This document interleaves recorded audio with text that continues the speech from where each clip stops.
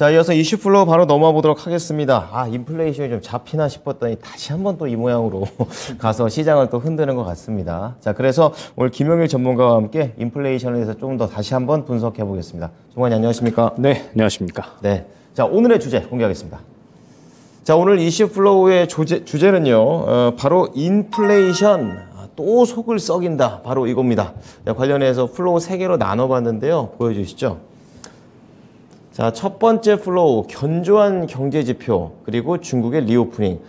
둘 다 인플레이션이 될 만한 요인들이군요. 맞습니다. 네. 그리고 두 번째가 밀물처럼 들어오는 일정. 자, 어떤 일정이 있는지 우리 또 알고 가야 됩니다. 마지막 전략까지 갈 텐데요. 자, 첫 번째입니다. 인플레이션 다시 한번 수면 위로 드러나네요. 일단은 이번 달 들어서 전체적으로 이 경제 지표들이 상당히 좀 튼튼하게 나오고 있고, 그다음에 물가 지표 또한 상당히 좀 강하게 나오고 있습니다. 그래서 이제 우려감을 좀 키워가고 있는데, 지난 이제 금요일 그리고 이제 주말 동안에 이 경제 지표가 하나 추가적으로 더 발표가 됐죠. 네네. 바로 PC 소비자 이 물가 지표인데, 이 PC 지표가 지난 12월 대비 0.1% 상승을 하게 되면서 이제 하락세를 멈추고 다시 재반등을 했거든요. 그러면서 인플레이션에 대한 우려감이 다시 한번 이제 시장에 지속적으로 나타나고 있다라고 봐야 될 것 같고, 그래서 한번 오늘은 이제 전체적으로 여태까지 정리 그리고 앞으로 일정들 간단하게 한번 살펴보도록 하겠습니다. 좋습니다. 이제 하나하나 살펴보게 되면 역시나 이제 이 고용 지표에서 먼저 시작이 되었던 것 같아요. 이제 이 보시는 게 이제 고용 지표인데 2월이 시작되면서 이제 고용 지표가 발표가 됐잖아요. 그러면서 사실 이렇게 조금 서프라이즈로 나올까 싶었었는데 어마어마한 고용 서프라이즈가 나왔습니다. 전달 대비 51만 7천 명 큰 폭으로 상회하는 그러한 수치가 나왔었죠. 저게 꺾여야 되는데요. 그렇죠. 그러면서 이제 이 시장이 상당히 좀 우려감을 키웠었는데 이제 연준 쪽에서는 그래도 다행히 연준 파월 의장이 이 서비스 업종이 상당히 좀 큰 폭으로 반영이 됐고 고용 시장은 어찌됐든 경기 침체 구간이기 때문에 안정 보일 거다. 그래서 우리의 목표는 물가 안정이지 고용 시장이 아니다. 이런 식의 이제 발언들을 해줬거든요. 그렇구나. 그래서 그나마 조금 그래도 이 안정적인 그리고 이제 그나마 좀 비둘기적인 그런 발언들을 해줬습니다. 그런데 이제 여기에서 추가적으로 이 여러 가지 또 경제 지표가 연속적으로 좀 발표가 되게 되면서 시장이 이제 추가적으로 조금 우려감을 키운 거죠. 일단은 이제 여기에서 일단 고용 지표 때문에 상당히 좀 경기가 강하다 이런 인식이 됐다라고 한다면 이제 두 번째 이미지를 한번 보고 가도록 하겠습니다. 두 번째 이미지. 지금 이제 보고 계시는 게 뭐냐면 워낙에 이제 이 미국 CPI는 많이 다뤘었잖아요. 맞아요. 미국 CPI가 이번에 예상치보다 높은 모습이 나왔죠. 물론 전달 대비 하락을 하기는 했지만 예상치보다 높은 모습이 나왔는데 여기서 추가적으로 한번 이제 봐야 될 게 이 일본의 CPI가 아닌가. 일본 CPI가 지금 전달 대비 4.2% 상승. 그러면서 41년 내 최고 상승폭을 보이고 있거든요. 그러면서 최근에 이제 이 일본도 엔저 정책 끝나는 거 아니냐. 그러면서 보통 이제 엔화가 높아지게 되면은 이 전체적으로 또 이 위험자산 투자 심리가 하락을 하게 됩니다. 엔화라는 또 기축통화가 될 수 있는 단위에 이제 돈이 몰리게 되니까 그럼 또 우리 시장에 또 돈이 빠지는 거 아닌가. 약간 이제 이런 우려감들이 이제 커졌었고 일본마저 엔저 정책 끝낸다? 그러면은 금리 인상을 한다라는 뜻이 되니까 일본마저 더 이상 버틸 수가 없구나. 그렇게 이제 이 달러만은 일본도 더 이상은 이 물가를 자시할 수가 없겠구나. 약간 이러한 우려감들이 솟아올랐던 거죠. 물론 이제 뭐 YCC 정책을 이제 새롭게 안게 되는 우에다 총재가 나쁘지 않다, 이어갈 거다. 약간 이런 발언들을 하기는 했지만 그럼에도 불구하고 우려감을 키우고 있다라고 생각을 해주시면 좋을 것 같습니다. 그러면서 이제 연속적으로 이제 PPI가 발표가 됐습니다. PPI가 발표가 됐는데 PPI가 상당히 좀 높게 나왔죠. 보시게 되면 이제 전달 대비 0.7% 상승을 하는 모습을 확인을 할 수가 있었습니다. 전년 대비로도 6% 올랐습니다. 상당히 좀 큰 폭으로 올랐다라고 생각을 해주시면 좋을 것 같고 결론적으로 이제 이 생산자 물가가 올라가면 소비자 물가로 또 전가가 되잖아요. 그렇기 때문에 당연히 또 이 부분은 우려감을 키웠다라고 생각을 해주시면 될 것 같습니다. 그러면서 전체적으로 이제 2월의 경제 지표들이 사실 다 강하게 나왔다라고 생각을 해야 될 것 같아요. 그러니까 인플레이션을 더 눌러야 된다라는 쪽 결론이 돼버린 거죠. 인플레이션 반등 요소 강하게 나오고 금리 인상 더 해야 된다라는 이런 압박시가 살살살 이제 떠오르고 있었는데 여기서 이제 하나 더 나온 게 결론적으로 이제 PCE가 상당히 또 예상치를 상회하는 모습을 보였죠. 전달 대비 0.5% 올라가는 모습이 나오면서 소비까지 강하니 지금은 경제가 굉장히 튼튼하고 네. 인플레 반등 요소도 나오고 있다 보니까 그렇죠. 사실 여태까지 연준 스탠스를 생각을 해보면 이거는 무조건 매파 쪽이거든요. 무조건 가는 거죠. 네, 그렇기 때문에 이제 간밤에 좀 이 시장에서 나온 이유들이 이제는 다시 또 금리 인상 목표치를 올려야 되는 게 아닌가 이러한 이야기들이 나온 건데 여기에서 해서 또 이제 하나 더 이제 살펴봐야 될 거 무엇이냐? 네. 중국발 인플레이션 반등에 대한 부분이겠죠. 그렇죠. 이제 그동안에 항상 좀 많이 다뤘었던 부분인데 지금 이제 보게 되면은 중국의 원유 수요 전망입니다. 네. 그리고 이제 중국의 항공 수요 여기 전망인데 지금 이제 왼쪽 표가 좀 중요할 것 같아요. 왼쪽 네. 표가 이제 1분기, 2분기, 3분기, 4분기 이제 기름별로 이 중국의 원유 수요인데 계속 쭉쭉쭉 증가해 나갈 예정이거든요. 그러면은 지금 현재 구간에서 중국이 또 원유 수요가 결국 증가한다. 그리고 원자재 수요가 증가한다라고 했을 때 당연히 또 이 부분은 인플레를 반등시킬 수 있는 요소로 작용을 하게 될 겁니다. 경제가 돌아간다는 얘기인 거죠. 그렇죠. 네. 중국 경제 돌아가는 거는 사실 우리나라가 중국의 수출 비중이 높기 때문에 그렇죠. 우리나라가 상당히 좀 크게 수혜를 받을 수 있을 것으로 예상이 되고 있기는 한데 전 세계적으로 봤을 때에는 그렇죠. 글로벌 또 인플레를 반등시킬 수 있는 요소가 된다라는 거죠. 네네. 그러면서 지금 이번 달에 나온 모든 경제 지표, 고용 지표, 중국 산업 재가동 등등 이슈들 모든 것이 다 이제 인플레 반등을 가리키고 있다라고 생각을 해주시면 될 것 같고 네. 그러다 보니까 이제 간밤에 미국의 옐런 의장이 아직까지 디스인플레이션이 아닐 수도 있다. 약간 이제 이러한 발언들을 한 거죠. 그러면서 새롭게 또 3월 빅스텝에 대한 우려감이 나오기 시작을 합니다. 50bp. 그렇죠. 네네. 3월 달에 빅스텝 하는 거 아니냐. 그러면서 지금 이제 원래 시장이 바랬던 건 3월 달 그리고 이제 5월 달까지 금리 인상 마치고 5.25% 정도로 이제 유지를 하는 것으로 예. 그렇게 이제 바랬었는데 이제는 최종 금리 목표치를 6%까지 끌어올려야 되는 거 아니냐. 이러한 이야기도 나오고 있는 겁니다. 네. 그러다 보니까 이제 시장이 상당히 좀 우려감이 커지고 있다라고 생각을 해주시면 좋을 것 같은데 또 간밤에 미증시 보게 되면 그렇게 또 큰 폭으로 빠지는 않았거든요. 네. 한 이제 1% 정도 이제 빠졌는데 외파적인 발언이 있기는 했지만 또 반대로 긍정적인 발언 또한 있기는 했어요. 대표적으로 이제 매파 인사인 블러드 총재가 있는데 블러드 총재는 그래도 연착륙에 대한 기대감은 그래도 차오르고 있다라고 발언을 해줬고 그 다음에 수전 콜린스라고 하는 또 이 보스턴 연은 총재가 있습니다. 네, 네. 이분께서는 또 분명하게 인플레이션 추세는 완화되고 있다 이렇게 이제 발언을 했거든요. 즉 현재 물가에 대한 부분은 분명하게 개선되는 와중에 잠시 반등이 나오는 구간으로도 생각을 할 수가 있고 이번에 이 전체적인 뭐 경제 지표나 혹은 이제 뭐 고용 지표 혹은 이제 물가가 반등세로 나왔다라고 해서 무조건 인플레 반등이다. 그러니까 이제 이렇게 단정지어서 생각할 부분은 아니다라고 생각을 합니다.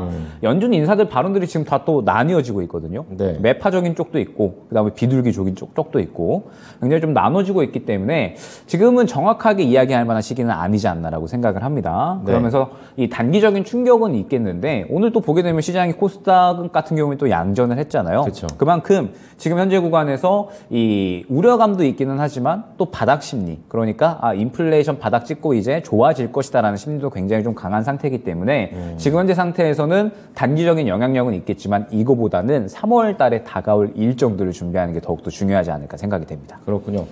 이 아까 그 차트 하나가 또 의미 있는 차트가 하나 있는 것 같은데 그게 그냥 넘어가 버려가지고 네. 그 6월 페드 기준금리 확률 잠깐만 좀 보여주시겠습니까? 이게 5.25에서 5.5까지 올라갈 수 있는 확률이 더 올라갔어요. 1.94%였다가 이게 56%까지 올라가는데 그렇죠. 이것도 전문가님께서 말씀해 줬다시피 좀 단기적인 흔들림 정도로 생각을 해봐야 되는 건가요? 단기적인 흔들림보다는 저는 가능성은 있다라고 생각을 합니다. 그래요? 지금 구간에서 이제 6월 정도까지 5.5%까지 올릴 수 있겠다라고 생각을 하거든요. 왜냐하면 지금 어찌됐든 이 하반기로 가면서 인플레 반등 요소들은 계속해서 좀 나올 거다라고 보고 네네. 있습니다. 그러면은 5.25%는 시장이 바랬었던 금리다라고 생각을 하거든요. 그러면은 연준은 시장이 바랬었던 금리. 조금만 더. 그리고 지금 현재 구간에서 어느 정도 조금 더 올려가지고 인플레를 좀 더 빠르게 잡을 수 있을 만한 그런 이제 중립치를 좀 잡아야 된다라고 생각을 하고 있고 네. 그렇기 때문에 지금 현재 구간에서 5.25는 그냥 투자자들이 원하는 금리다라고 생각을 해주시면 될 것 같아요. 최상의 시나리오고 네. 얼마든지 여기서 한 번 더 금리 인상, 베이비 스텝 할 가능성은 있다라고 생각은 됩니다. 네. 자, 이렇게 차트도 그렇고, 그리고 이 인사들의 발언도 계속 엇갈리다 보니까 좀 헷갈리실 수도 있었을 텐데, 이제 이러한 부분들을 좀 정리를 전문가께서 도와주셨습니다. 자, 그럼 이어서 두 번째 내용으로 넘어가 보도록 하겠는데요. 이제 3월 같은 경우에는 밀물처럼 뭐 일정이 차 있다.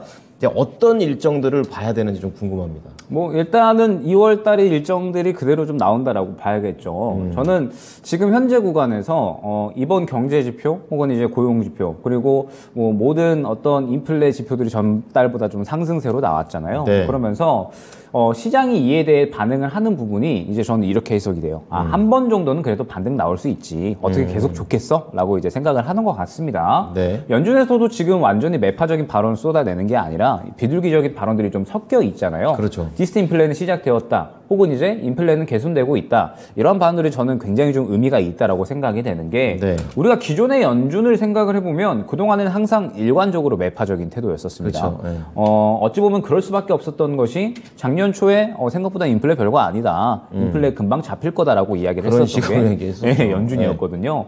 그랬다가 굉장히 좀 큰 코 다쳤었고 네. 욕을 워낙에 많이 먹었었기 때문에 지금 현재 구간에서 디스인플레이션에 대한 언급 자체가 연준 입장에서는 부담스러울 수밖에 없다라는 점. 그렇기 때문에 이 연준 입장에서 디스인플레이션을 발언을 했다? 저는 이 부분이 좀 상당히 의미가 있고 또 이 네. 발언을 한 게 직접 파월 의장이 이야기를 했잖아요. 그쵸. 그렇기 때문에 연준에서는 분명 지금 현재 상황에서 경제 상황을 봤을 때 중국 산업 재가동도 있고 뭐 여러 가지 인플레 반등 요소가 있기는 하지만 그럼에도 불구하고 인플레이션은 자리를 잡아갈 거다라고 생각을 하는 것 같습니다. 그러니까 디스인플레이션에 대해서 발언을 해준 것 같거든요. 그렇죠. 그리고 시장에서도 이 부분을 어느 정도 파악을 하고 있으니까 저는 지금 현재 굉장히 좀 견조한 모습을 보여주는 게 아닌가.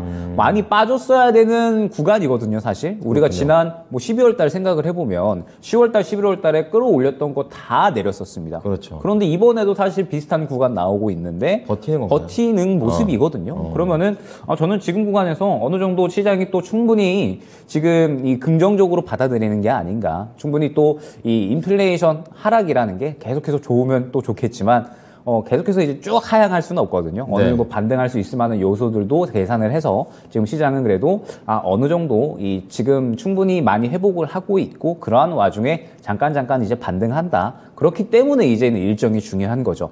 만약에 이제 3월달 일정이 여기서 다시 한번 이제 하향세로 접어든다면 네. 그러면 지금 구간에서는 또 다시 한번 시장의 하락을 볼 수가 있다라고 생각이 됩니다. 그럼 일정을 2월 달에 뭐 자주 얘기를 해주셨는데 하나씩 좀 포인트로 어떤 일정들을 보면 될까요? 일단 내일까지는 3월달 준비하는 시장이라고 생각을 해주시면 될 것 같아요. 네. 3일절이 수요일이잖아요. 그렇죠. 그렇기 때문에 이제 쉬는 날 지나고 나서야 3월장이 본격적으로 시작이 될 텐데 일단은 3월달 진입한 이후에 일정이 굉장히 여러 가지 있죠. 바로 말씀드렸던 중국 양회 있고요. 맞아요. 그 다음에 미국 고용지표 바로 또 발표될 거고요. CPI, PPI, 그 다음에 FOMC, 또 PCE도 발표될 거고요. 되게 많네요. 예, 굉장히 연속적인 일정들이 좀 예정이 되어 있고 여기에 IRA 가이던스까지도 이제 합의 내용이 발표가 될 겁니다. 네네. 그럼 3월 달에는 이 경제 지표나 고용 지표들은 이제 2월 달에 이어서 추가적으로 안정을 보여주느냐 그리고 더 올라가느냐. 만약에 더 올라가게 되면은 진짜 시장이 좀 우려감이 커질 수가 있는 거고 그렇겠죠. 여기서 안정을 보여주게 되면 시장은 약한 코스피 기준 2359간 떨어져 봤자 그리고 다시 반등을 할 거다라고 생각을 하고 있거든요. 때문에 지금 우리가 집중을 해야 될 건 일정이다. 네. 이 3월 달에 다가올 일정 그리고 그 일정에 따른 결과와 반응이 중요한 거지 지금 당장의 경제 지표들은 사실 시장이 그렇게 크게 반응을 하고 있다라고 생각은 하진 않습니다. 그렇군요. 그리고 실제로 이번 달에는 굉장히 좀 순환매도 잘 나와줬기 때문에 네. 저는 이번 달 시장 절대 나쁘지는 않았다, 좋았다라고 생각을 하거든요. 때문에 일단 3월 달 일정이 지금부터는 굉장히 좀 중요하다라고 생각이 되고 3월 달 일정에 따라서 우리가 매매를 좀 진행을 해야 될 텐데 어찌됐든 그 일정들을 미리 예상을 하기는 힘듭니다. 사실 그렇죠. 미리 예상을 하기 때문에 기존의 전략과 사실 크게 다를 바가 없을 것 같아요. 패스트 팔로우 전략을 계속해서 좀 진행을 하면서 그 이슈들의 결과가 나올 때마다 그에 따라서 또 우리가 잘 대응을 하는 것이 가장 좀 중요할 것 같고 그러면서 이 시장 상단과 하단은 분명하게 정해져 있을 겁니다. 네. 그러면 박스권이 좀 진행이 된다라고 했을 때 결론적으로는 이 이슈 일정 매매가 굉장히 중요할 거거든요. 그렇죠. 그러면 3월달 IRA 가이던스, 그 다음에 양회 3월 초에 있고, 그 다음에 뭐 추가적으로 뭐 여러 가지 이야기들이 나올 수가 있겠죠. 지금 정책 이야기도 워낙에 많이 나오니까. 그렇죠. 그러면 그러면은 3월 달에 새롭게 또 수급이 들어가는 섹터가 어딜 거냐. 지금 로봇주들 또 이제 저번 주부터 계속 이제 연속적인 상승 나오잖아요. 그러니까요. 수급 들어가는 쪽은 계속해서 이제 상승이 나오는 겁니다. 네. 그러면은 3월 달에는 어디가 상승이 나올 거냐. 저는 지금 현재 구간에서 인포테인먼트, 자율주행 쪽도 상당히 좀 가능성이 있다라고 그렇죠. 보고 있거든요. 최근에 관련주들 수급이 괜찮아가지고 분명하게 저번 주에 수급이 막 들어가기 시작을 한 게 이번 주에도 도는 장이 지금 현재 시장이기 때문에 네. 순환매에 굉장히 좀 집중을 할 필요가 있다라고 생각이 됩니다. 그러면서 AI 열풍 이후로 또 열풍이 불만한 곳이 어딘가 이 부분을 한번 중요하게 생각을 해야 될 것 같고 3월 달은 조금 더 이 2월보다 저는 순환매 속도가 빨라질 수 있다라고 생각을 합니다. 아, 왜 빨라져요? 왜냐하면 지금 이 시장이 이 3월 달에 경제지표, 고용지표를 중요하게 볼 거고요. 2월 달에 안 좋게 나왔기 때문에 네네. 그래서 더 중요하게 볼 거고 그쵸, 민감하겠죠. 그에 따라서 민감하게 움직일 겁니다. 그리고